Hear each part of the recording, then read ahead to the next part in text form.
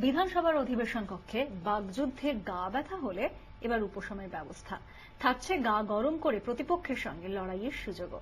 বিধানসভায় জিম চালু করে বিধায়কদের শরীরচর্চা নিশ্চিত করছেন অধ্যক্ষ বিমান বন্দ্যোপাধ্যায়। বিরোধীরা অবশ্য কটাক্ষ করতে ছাড়ছে না, কারো কারো গলায় তো রসিকতার সুর।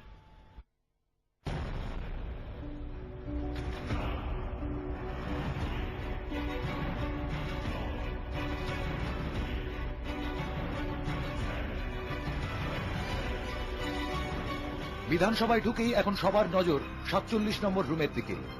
হচ্ছেটা কি? বিধানসভায় এখন চলছে কথার সঙ্গে কসরত।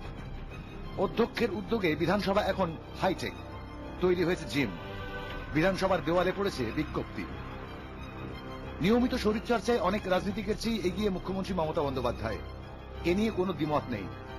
এবার বিধানসভায় জিম চালু করে বাকিদের শরীরচর্চা নিশ্চিত করলেন অধ্যক্ষ বিমান বন্দ্যোপাধ্যায়। বিধানসভার অধিবেশন কক্ষে বাগযুদ্ধে গাত্র ব্যথা হলে এবার উপশমের সুযোগ থাকছে, অথবা গা গরম করে প্রতিপক্ষের সঙ্গে লড়াইয়ে অবতীর্ণ হওয়া যাবে। বিধানসভার ৪৭ নম্বর কক্ষে বিধায়কদের জন্য তৈরি হয়েছে জিম। বসানো হয়েছে ট্রেডমিল ও অটোমেটিক ম্যাসাজ মেশিন। বসানো হবে শরীরচর্চার অন্যান্য যন্ত্র। আমি নিশ্চয়ই বিমানবাবুকে গিয়ে বোঝাবো, বলবো যে আপনি এর সঙ্গে একটা ভালো মাল্টি জিম দিন। অবশ্যই জিম করা উচিত। তাতে করে এরা কি হবে, এরা এত লোড নিয়ে বসে আছে, দায়িত্ব নিয়ে বসে আছে, এরা দেখবে যে তুমি এরা অনেক বেশি এনার্জি পাবে কাজ করার জন্য। শরীরচর্চা করলে শরীর ও মন দুই ভালো থাকে। কে আগে সুযোগ পাবেন তা নিয়েই এখন হুড়োহুড়ি। ম্যাসেজের চেয়ারটা কিরকম রয়েছে জানি না, যদি ঠিক ভাইব্রেটিং হয় মাঝে বসিয়ে নিয়ে দুপুরবেলার দিকটা ন্যাপ নেওয়ার জন্য খুবই ভালো। জিম নিয়েও বিরোধিতা করতে ছাড়েননি বিরোধীরা। বিধানসভার রীতিনীতি শেখাটাই বেশি দরকার।